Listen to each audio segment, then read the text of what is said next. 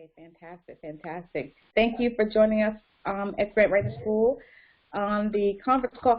You know what? I've been doing all the talking the past few weeks, and a lot of times when I get on the call, no one has questions. This is Ask Aretha. This is all about you, so it's all about you asking questions.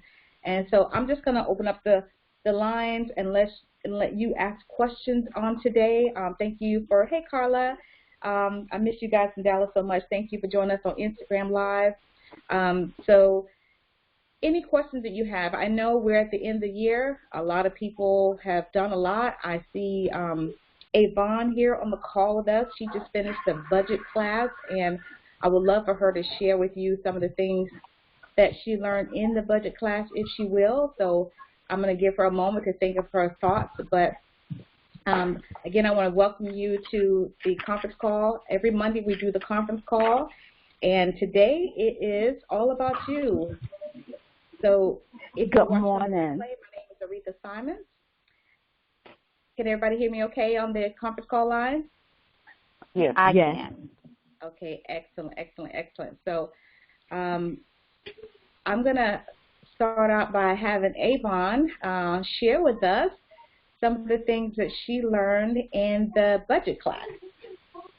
Okay, good morning to everybody on the line. Thank you, Aretha, for all that you do. You make it so clear for us as your students, and it just brings a clearer understanding to me, especially with the budget. And I'm getting to my notes, and it may be kind of backwards. I may be telling you things that was from part 2 versus part 1, but just going back over my notes that I took down while I was on this call with Aretha, and it just started out how to write a budget for your grant proposal.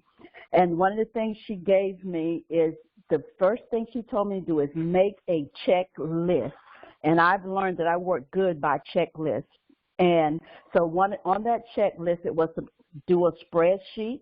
And then you need to do an estimate in terms of just what you are going to write that grant proposal for.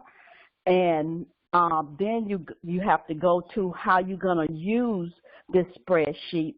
And Aretha, correct me if I say anything wrong, because my notes are like sketchy and I wrote them really fast. But some of the things other things that go on the spreadsheet was the line items. And the line items, you want to talk about your expenses. You want to talk about what your need is. And then she went into telling me about the 3 categories that's going to be on that spreadsheet. And the first one that I wrote down is what amount are you requesting? And then the second thing that you want to do is determine the cash resources that you may have coming in. And then the third thing was the in-kind donations or the matching donations. And she cleared up, especially in-kind donations. She made that clear for me in terms of what they could be. I'll give you a good example. I had a beauty supply store donate to me like cases and cases and cases of weave and shoes, and it was so much that I literally had to get a U-Haul to bring it to store it. And so that went under my in-kind, and this was stuff that I could turn into cash. So that was a huge donation for me. And then some other ones, another thing that I learned about was where a group of people directed where they wanted their cash donation to go. So she cleared that up for me, where to put that on my budget sheet when someone does that. And so just a lot of those resources, those things that she told me about, it helps me with preparing my spreadsheet. And some of the other things, if I can read my notes here, is to determine that. Avon, let me interrupt you for a quick second because I don't want to forget this. You said somebody donated you basically a whole store full of hair weave, like hair weave and shoes, like their whole store that you had so much you had to put it in storage. Yes, I had to get a U-Haul to literally bring it from their store. And when I say cases, I'm talking about huge boxes not just small boxes, but huge boxes and boxes of hair, weave for your hair, and shoes that they donated. And so I was able, when I inventoried it, I was able to kind of, the shoes had the prices on them, and some of them were like $9.95, $10.95, and I was able to, after I inventoried, convert that to cash to put it, in my records. So that for me was a huge donation. Okay, so let me and I literally had a. Go I'm ahead, sorry. go ahead. No, go ahead, because I want So to hear. I was just going to say I literally had enough items if I wanted to have opened a small store. Wow. Okay, that's powerful. But when you said, because I want to clear something up so people don't misunderstand this, you said you had enough to convert into cash. Tell them, hey, Brian. Go ahead, explain. Yeah, I could have converted that, into cash by reselling and making the money off of it. And what we actually did was we gifted it to the community, to people in the community, and actually we sent some out of state to some families. We sent some to Delaware. We sent some to New Jersey, Tennessee. And so we just re-gifted it versus doing the resale to make the cash, but we could have made the money from it. So I want to correct you on your verbiage when you said okay. We have resold it. So we don't resell anything that's donated. We can offer, and I'm just saying this for everybody to hear. You and I had conversations. You can offer it and ask people if they would like to donate. So. Yeah, that's one thing we want to, in the nonprofit world, we want to, be careful of the language that we use. So, okay, thank you for that. You're welcome. I know that you donate everything, but that's just amazing. That tells you the power of the 501c3. Like somebody said, yes. They could have donated they could have given it to another hair store, but they were like, we're done, whatever reason, could have been COVID, whatever. Hey, Shoni, but they decided to donate it to another nonprofit. She had to get a U-Haul. For those of you who are coming on and listening to this on the replay, get a U-Haul to just handle what she was given. That's powerful. And so I am so proud of you for one, going through the budget class and understanding, next year how to get yourself grant ready. And for that business that gave you those donations, they're probably telling somebody else about you as well. Hey, I know this nonprofit that has a 501c3, you can donate to them. So don't think it's going to be strange when somebody else calls you and say, hey, I have this. So that's powerful. Thank you for sharing that. Anything else you want to share? Yes. And I'm just looking through my notes real quick and see what else I jotted down. But, the main thing was that checklist and getting that spreadsheet together and just jotting down everything that takes place that you can put in this spreadsheet so that you can really be ready to write in your numbers for the proposal when you get ready to write it. And some of the things we covered, I believe it was in part 2. It talked about being detailed with your line items for the budget, directing personal and non-personal things, the value, finding out what the value of your volunteers are, indirect, all of those things like whether you have to pay indirect expenses, like if you got to have an audit, if you're paying some health care benefits, if you're paying a mortgage, just all of those things, just be detailed with everything and write it down, and that's the time in that budget. And we also talked about the budget justification paragraph. Always do this. I put a star next to that. And then, okay, and I think I got another little page. Good. But a lot of it. Excellent student. I'm sorry? I said you are an excellent student. Now, I do want you guys to know we took the one-on-one class. She took a one-on-one class with me. At the end of the year, we did this, last week? And yes. she's like, I know you thought you were going to be off, but surprise. So, we had a great time, and those of you who've taken a class with me, you know you get the recording. I just want to stop for a moment and wave at my coach. He's looking at me on Instagram. Hey, Micah. So thank you all for joining us on Instagram and on Facebook. If you have any questions, what you've just been listening to is Yvonne Hambrick. She lives in Florida. She took my budget class, but I have been knowing Yvonne for many, many years. She's always come to either a conference, a workshop, or something. She's forever learning, and that's what I want to encourage you all to do, because once you start this nonprofit, you get your 501c3. I say this all the time. It's not going to be a magnet for grants. You have to continue to educate yourself. It's like, you know, if you started a hospital, basically, that's what you did. And every hospital has to have professionals, people who have higher education, nurses, doctors. So you got to equip yourself with people who have the skill set, the wisdom, the education, and the tools to help keep your organization healthy. I have a question here on Facebook. How do we participate in this class? The information sounds amazing. It is amazing because you're amazing, and when you start your nonprofit, the things that you do in the community, you need to get all you can, because what you're doing is amazing. So get all these other tools to put in your toolbox. Go to grantwritingschool.org. I'm going to type this here on Facebook, or somebody else will do that for me. grantwritingschool.org. There are classes you can take one-on-one. We have an entire schedule coming out. You will see that on January 1st. We have classes, at least 2 and 3 classes a month for the next 12 months. Stick with me for the next 12 months. I promise you, you will be a professional, and you'll be teaching these classes as well. We definitely need teachers. Oh, Shoni said, I took a wonderful class here in Texas. Such valuable information. Thank you so much. I remember that you guys were great in Texas. I miss y'all so much. I want to come back, and I'm sure I'll be back. Any questions on Instagram Live, feel free to jump in there and ask.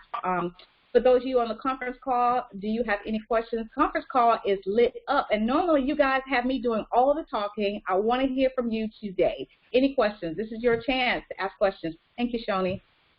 Grant Writing School. I might have said Grant Writing Class. grantwritingschool.org. I'm sorry. Thank you. grantwritingschool.org. Hey, Kenny. So any questions on the conference call line? This is all about you today. I got on my Navy, representing my Navy sweatshirt. How's the weather? Where you all calling from? Where are you calling from on the conference call line? I'm going to start with the area. I am actually, Aretha, in South Carolina right now. Oh, okay, awesome. Is it cold there? Yes. It's okay for me because, you know, I lived in the cold for a lot of years, and this is like perfect for me because the sun is out real nice, and it was a good drive coming, about 8 hours. The weather is beautiful, and it's just really nice. I'm here at my son and his wife and the grandchildren visiting, and just taking advantage of some family time and enjoying myself. Awesome, awesome. Where else are you guys from on the conference call line? Area code 919. That's me. That's Jean. I'm in North Carolina, Aretha. It's 38 degrees this morning. It's supposed to warm up, though, but it's 38 here. So we've had rain, and it's cold, okay? Wow. Okay. Area code 601. Hi, I'm Betty. I'm calling from Jackson, Mississippi, and it's 51 here. It's comfortable. I'm just not a cool or a cold weather person, but it's nice. Okay. Oh, thank you all for joining us. I see people from New York here. We got Texas here. We got somebody else from Tennessee. We got Florida in the house. Thank you guys so much. Karen, I guess you're in Tennessee as well. It said Laquita recommends you. Thank you, Laquita. Laquita won our $1,000 grant. Oh, that reminds me. November 1st, the grant will open up. You can go to grantwritingschool.org, go on the resource page, and download the grant application now. Download it today and start writing. Have somebody review it 3 times. Look at it. Make sure you didn't misspell anything wrong. Make sure everything is there, because it will open up, and when it opens, it's only going to be open for 2 weeks. 2 weeks. That's it. I'm going to pause right there. I said 2 weeks, because you should always be grant ready. So my grant application, I think, is very simple. It may be complicated if you've never written a grant, so it's best to just go ahead and download it, get it, and have it. Get it. I mean, it's an easy $1,000. Who doesn't want $1,000? I can use $1,000 now. Amen. So go ahead and download that and apply. Those of you who applied before, please apply again. The beautiful thing about it, if you've applied before, you got your grant scoring sheet, and so you should see where you made your mistakes, what you could have fixed, how you could have said this. There were some great scores on there and feedback for you. So make sure you apply. And not just with us. Apply, as I told Jean, we went through a grant writing course. How many grants should you be applying for? At least every month. I forgot. Oh, I forgot. Okay. At least 5. Okay, I forgot, but I remember. A lot. Yeah, a lot. Yeah. A lot. Right. Don't just apply for one. Just say, I just believe we're going to get this. Faith is great, but put some more action behind that faith and apply for at least 10. At least 10. Yeah. Okay. At least 10. And that's each a low month. number. Yeah. And that is a low number. If you are grant ready, and what I mean by grant ready, you have all the elements of a grant, and you can just copy and paste and put it on different ones. Now, all of the grant requirements are not going to be the same, so you have to read. That's the one thing that Avon learned in our class. Different grants call budgets different things. Some say, what are the resources that you need? What they're asking you is your budget. What are your line items? They're asking you for your budget. So some funders, hey, how are you? Some funders will say different things on grants. And so if you don't understand, there's usually a contact person that you can contact to say, hey, I got your grant application, your RFP, that's your request for proposal. What did you mean by this? Or what did you mean by that? I want to make sure I understand. So it's always good to ask questions. And with that being said, yes, go ahead. I was going to say, if I could say something, Aretha, to everybody that's on the line, and I haven't been asked to say this, but I can tell you I was one of those people who was afraid of the word budget and what to do with it. But after going through that 2-part class, it cleared up everything for me, and my notes are not the greatest, but they're good enough to get me going, and I know I always have access to Aretha, and she makes that real clear that she's always a phone call away, the way she just gives us access to her. You can email her and ask your questions. And so like I was saying, I was afraid of the word budget because I had been one of those people who self-funded my nonprofit, and people started coming to me with their gifts and donation. I've never solicited so much. I think this year was the first time I solicited, and a group of people that donated cash to my organization, I sent them out like some letters for end of the year donation. But other than that, I've never really requested anything from anyone, and people will start to approach you. So that budget, I found that it's going to be very, very key and important for my success. So I had to go ahead and get over my little fear with that word budget and just buckle down and just get it done to where I can be comfortable and have peace about it. But taking that class just really helped me overcome the fears that I had when you start talking about budgets and people money. Because, when you start dealing with people and their money, you really got to have yourself together. That's true. That's true. I'm so glad you said that. Thank you. And that's usually everybody's fear is the budget. Because most people self-fund themselves, and so they're like, "What do they mean budget? I've never got any money from nobody else." So you don't know how to use nobody else's money, right? You know how to use your money. We're good at spending our money. We gotta live. We know what to do with our money. We do what we want to do with our money. But when somebody else, I'm going to give you this money, but you can only do X, Y, and Z, or you can only use it for a program. Then we're like, So yeah, it's very important to understand the elements of a budget when it comes to the grant world, because that's going to be something you have to do over and over. You may have to, and when you plan your programs, you may have to plan your budget according to your programs.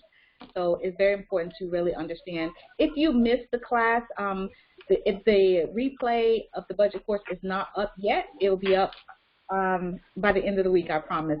So you can purchase that and download that and watch it and learn, because there are a lot of things to learn when it comes to budget. And then again, when we start our classes next year, make sure you take a refresher course. Always good to take a refresher course.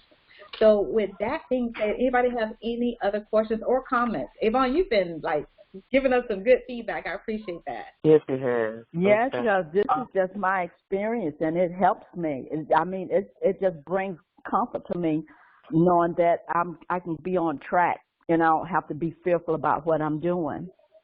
Excellent, excellent. Yes, sir.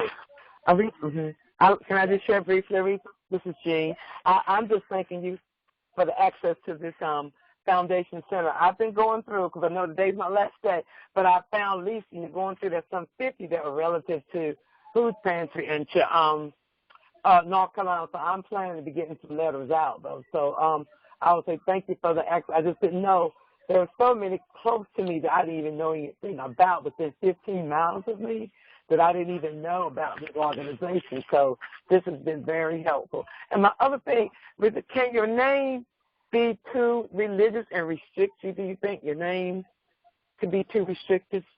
I am so glad you asked me that. Oh my God! Can you say that again? Can the name be too religious or be too restrictive? The name of your nonprofit. I'm going to say it just in case somebody didn't understand. Because see, she's talking through the conference call line. Can your name be too restricted or too religious?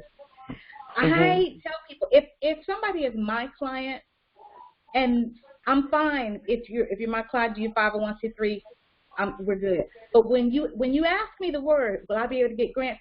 Then I open up and tell you yes or no. So yes, when you have a religious name, you can see how you restrict it when you put in your keyword and it says ministry, or it says whatever religious name, then the number of grants that you're available to get, it goes down, because some people don't like to give to religious organizations. That is their preference. So Jean mentioned, for those of you who didn't understand what she was talking about, my access to the grant database ended yesterday. So, or today, whatever the 20th is. What today? Oh yeah, it ended yesterday. So those of you, it was only $47 to access the database.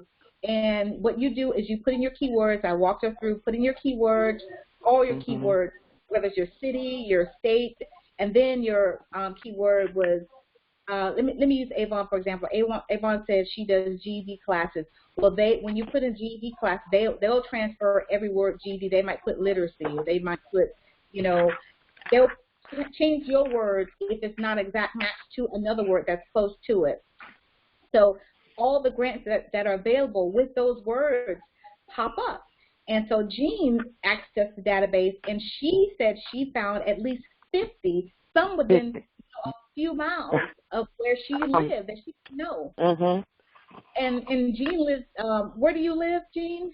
North Carolina. I'm in North Carolina, close to Raleigh, Rocky Mount, Greenville, Durham, Raleigh, Durham. Excellent.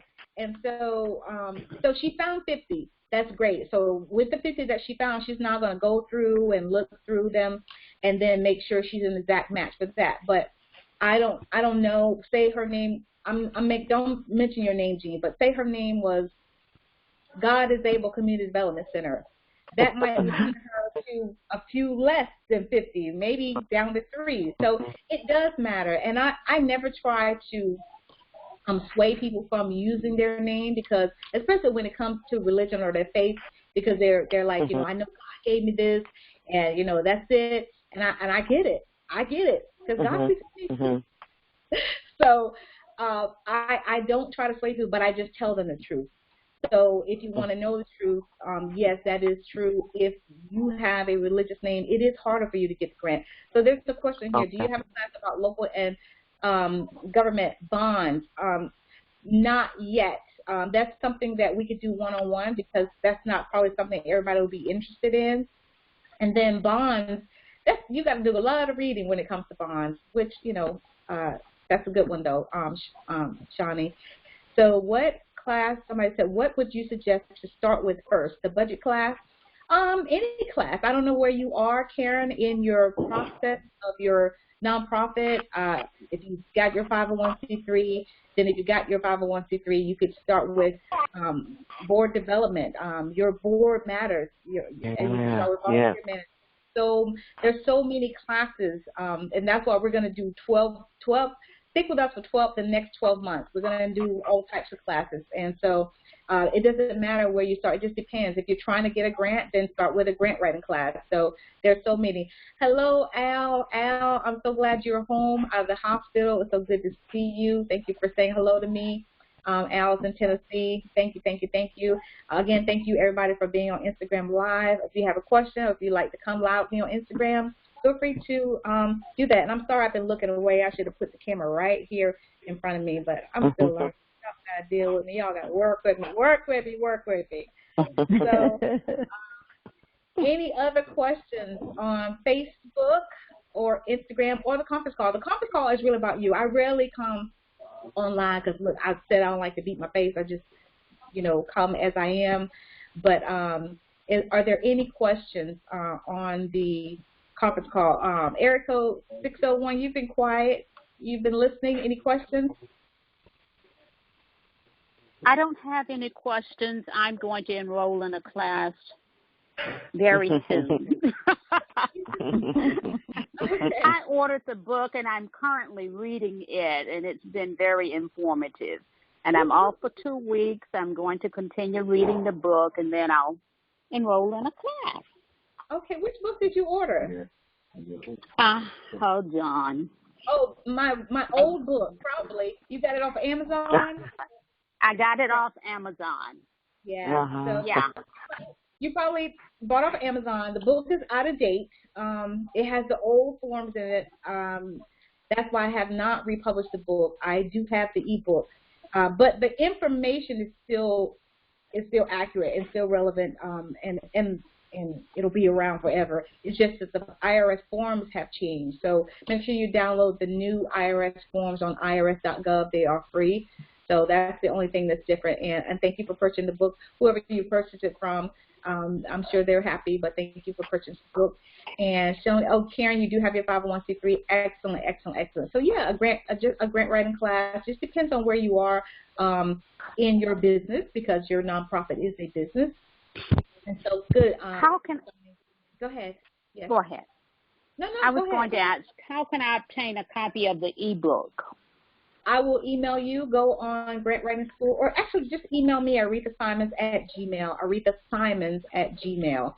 1 M, 1 Okay. S. Aretha Simons at Gmail. And I'll get that to you. Okay. Hi, Queen. Okay, thanks. Queen Love on Instagram. If I messed your name up, sorry. Thank you all for being on Instagram and following. You'll see this on the replay as well. Any questions on Facebook? You guys have been great. We're coming back here 8 o'clock tonight. I don't know if I'll be on Facebook Live. I don't know if I'll be on Instagram Live, but I will be on my conference call. I'm always on the conference call. We do the conference call every Monday at 11 a.m. Eastern Standard Time and 8 p.m. Eastern Standard Time. And so you can always ask your questions. Sometimes, I was going to say who, but sometimes you'll be surprised who comes on the line. And some people want, to ask questions that are kind of sensitive. And so I'm very sensitive to that. So we're not always on Facebook Live or Instagram Live. So make sure you go to grantwritingschool.org. You'll see the conference call number. It is 518-318-5079. Again, it's 518-318-5079. Why don't you just put it in your phone? Put an alarm on your phone. I know a lot of you are not in my time zone. Make sure you put it in your time zone. Thank you so much. The classes will help tremendously. Thank you so much for saying that. I really appreciate it. I love what I do. I know you love what you do, or you wouldn't be doing this, because the nonprofit world is something else, right? It could be stressful. It could be trying. And again, a lot of you use your own money many, many times. People will never know. Sometimes you go without because you want to help somebody else. So thank you for what you do. If there are no more questions, any more questions or comments? Just one quick question from me, Aretha. Will you be opening up the grant website again? I probably will sometime in the new year, maybe. Yeah, I will, because I know a lot of people did not take advantage of that, probably because of the holiday season. But yeah, I will. I know it's very important. I was trying to. There's a couple others that I like that I was trying to look into, getting a membership and then sharing that information with you all. And they're all pretty much the same. So I was trying to figure out which one I want to use. So did you get a chance to look up some? I did look up some, and what I did, how you took me through the search and showed me how to do it, and how you might, like we put in GED, but it converted the words to high school equivalency, and it'll change the words to what it's really looking for. And what I did once I got to the information, I snapped it with my phone. I just snapped a picture with my phone to have the information. So I didn't do as much as I wanted to. Tried to put my intern on it, but she didn't get an opportunity because of Christmas shopping. And so I'll be looking forward to the next time you open it up. Okay, I will do that. And I owe you, so I will definitely let you know when I do that. And also, when you do have a chance, if you don't have time, it's worth having an intern like Avon had, or a niece or a nephew with somebody. Just copy and paste that information and put it in an Excel spreadsheet. I can't speak now, because once you start looking at it, you start reading the criteria, hours pass by, and you're like, oh my God, So set aside. Yes, it is time consuming. And that's why grant writers get paid, because it is very time consuming. Just making sure you are matched, reading. So, get a niece or nephew or a grandchild to, put that information in a Excel spreadsheet or Word document, and then go back to it later, and you'll be glad you did. So that way you'll have it. Okay. Any other questions, comments? All right, this has been fantastic. I appreciate you all. Everybody, if I don't talk to you one-on-one or hear from you before Christmas, have a very Merry Christmas. Stay safe. You guys, stay safe. Please stay safe. Wear your mask. Be kind, and have a very Merry Christmas, you all. Take care. Thank you. Bless you. Thank you. Thanks. Bye, everybody. Bye-bye.